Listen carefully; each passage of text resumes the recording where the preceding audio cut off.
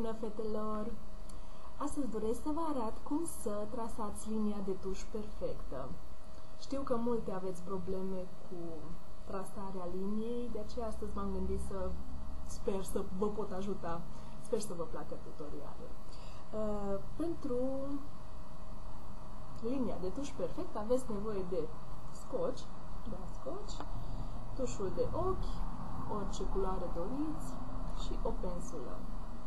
Va trebui să tăiați două fâșii de genul acesta de scoci pe care le vom lipi pe ochi, dar nu înainte să le lipim puțin pe haine, să nu fie atât de lipicioase când le dezlipim.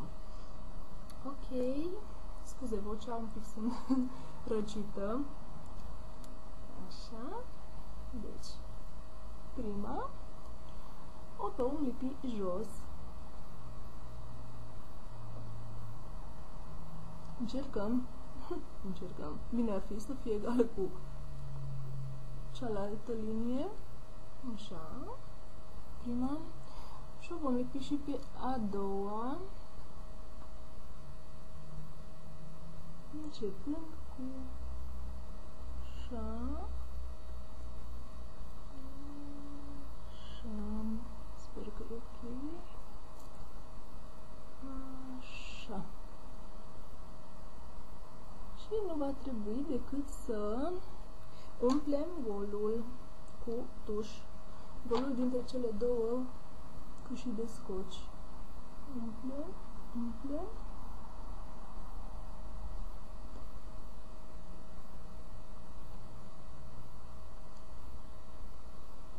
Ok. Zic că am umplut destul de bine. Vom da jos încet scociul.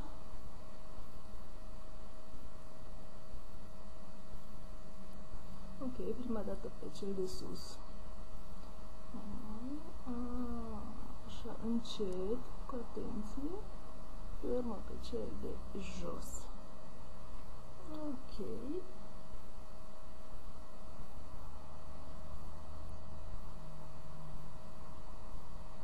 Cum vi se pare?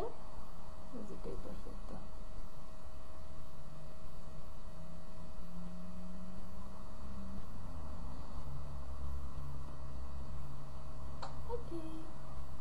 Sper că v-a plăcut scurtul meu tutorial și vă mai aștept și data următoare.